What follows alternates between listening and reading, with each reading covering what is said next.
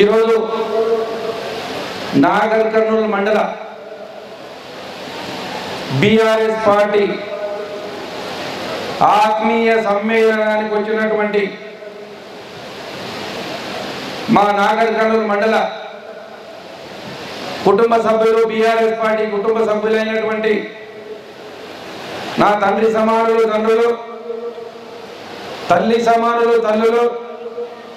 అక్క చెల్లెలకు, అన్నదమ్ములందరికీ పేరు పేరున హృదయపూర్వకంగా నమస్కారం తెలియజేస్తూ బీఆర్ఎస్ పార్టీ ఆత్మీయ సమ్మేళనానికి మా పిలుపు మేరకు ముఖ్య అతిథిగా వచ్చినటువంటి రాష్ట్ర కార్మిక శాఖ మంత్రివర్యులు మల్లన్న అంటే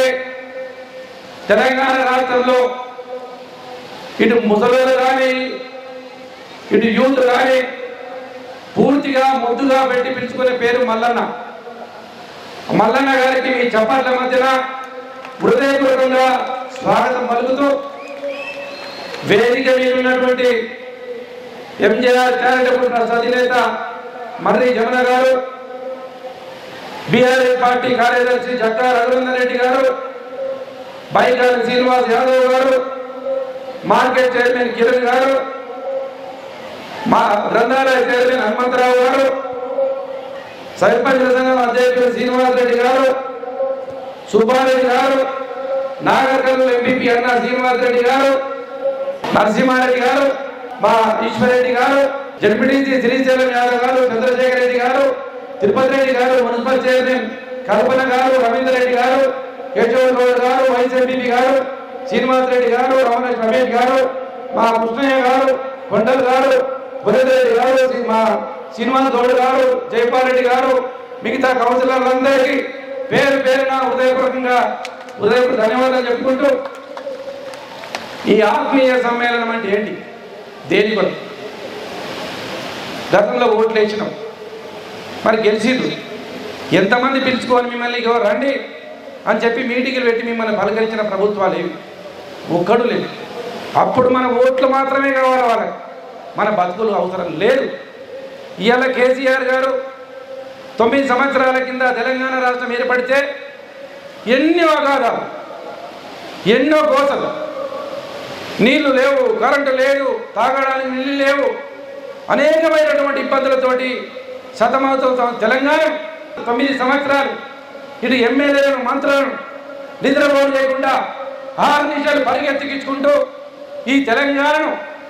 ఒక గాడిన పడేయాలనే ఉద్దేశంతో 9 సంవత్సరాలుగా ప్రభుత్వము పాలన డెవలప్మెంట్ మీద పోయినాం. కానీ ఒకసారి ఈ తెలంగాణ గాడిన పడింది. ఇప్పుడు పార్టీ కొరకు 2 సార్లు అధికారంలో రావడానికి ఈ నియోజకవర్గంలో 60,000 మంది పార్టీ సభ్యత్వం కలిగినటువంటి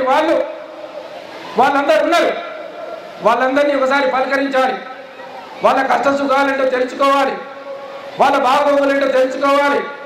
వాళ్ళ అవసరాలేంటో తెలుసుకోవాలి. అంటే ఈ యొక్క మండలానికి ఒక పార్టీ సమ్మేళనం ఏర్పాటు చేయాలి. ఆ సమ్మేళనంలో ఓన్లీ పార్టీకి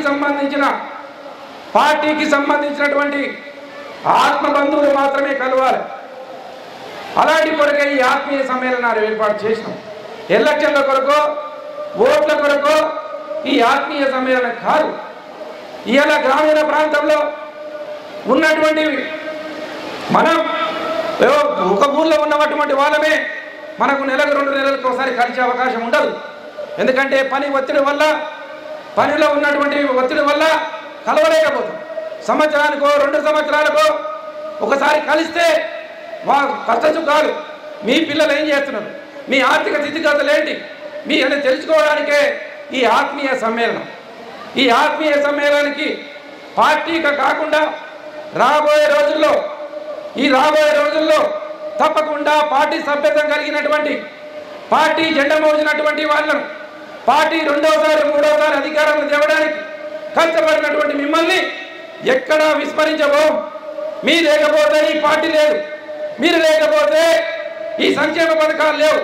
ఇవాళ తెలంగాణలో ఈ సంక్షేమ పథకాలు ప్రతి పేదవాడికి, ప్రతి వ్యవసాయదారునికి, ప్రతి ఒక్కరికి ఈ సంక్షేమ పథకం వెళ్ళి వాళ్ళకు ఒక ఆత్మస్థైర్యంతో బతకడానికి కారణం ఎవరంటే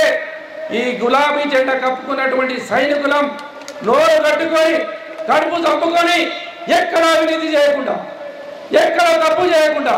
బీఆర్ఎస్ పార్టీ కార్యకర్తలు బీఆర్ఎస్ పార్టీ ఒక నిబద్ధతతోటి ఇలా పనిచేసి ఎక్కడ గతంలో ప్రభుత్వాలు ఉంటే కాంగ్రెస్ ప్రభుత్వం ఉన్నాం తెలుగుదేశం ప్రభుత్వం ఉన్నాం ఎక్కడ అవినీతితోటి ప్రతిరోజు పేపర్లలో టీవీలలో మంత్రుల అవినీతి ముఖ్యమంత్రి అవినీతి ఎమ్మెల్యేల అవినీతి చూసేవాళ్ళం కానీ ఈ 9 సంవత్సరాలుగా ఏ మంత్రి కానీ ఏ ఎమ్మెల్యే కానీ ఏ ముఖ్యమంత్రి కానీ అవినీతి చేయకుండా తెలంగాణ నాది కొట్లాడి తెచ్చుకున్నాం ఆంధ్ర మీద ఆంధ్ర ప్రజల మీద ఆంధ్ర నాయకుల మీద కొట్లాడి తెచ్చుకున్న తెలంగాణ నవ్వుల పాలు కావద్దు అని కేసీఆర్ గారు ప్రతిరోజు ఏదో ఒకటి కార్యదీక్షణతోటి మాకు ముందుకు నడిపిస్తూ ఎక్కడ తప్పు చేయకుండా మమ్మల్ని 9 సంవత్సరాలుగా ఈ పాలన కొనసాగించినాం ఉట్టిగానే రాలే 60 ఏళ్ళుగా కరెంటు రాలే మరి 9 ఏళ్ళు ఎందుకు వచ్చింది గతంలో నీళ్లు రాలే ఇప్పుడు ఎందుకు నీళ్ళు వచ్చినాయి ఒక కార్యదీక్ష కలిగినటువంటి నాయకుడు ఒక ముఖ్యమంత్రి విజన్ ఉన్న ముఖ్యమంత్రి ఉన్నాడు కాబట్టి పేదవాళ్ళకి ఏం కావాలి విజన్ ఉన్న నాయకుడు కాబట్టి ప్రజలకు ఏం చేయాలి మహిళలకు ఏం చేయాలి సమాజంలో ఓట్లు వేసే దాంట్లో సగం మంది మహిళలు ఉన్నారు కానీ 70 ఏళ్ళకు ఓటు వేసినా తాగడానికి నీళ్ళు ఇవ్వలే కేసీఆర్ గారు మొదటిసారి అధికారంలోకి వచ్చినప్పుడు అసెంబ్లీ సాక్షిగా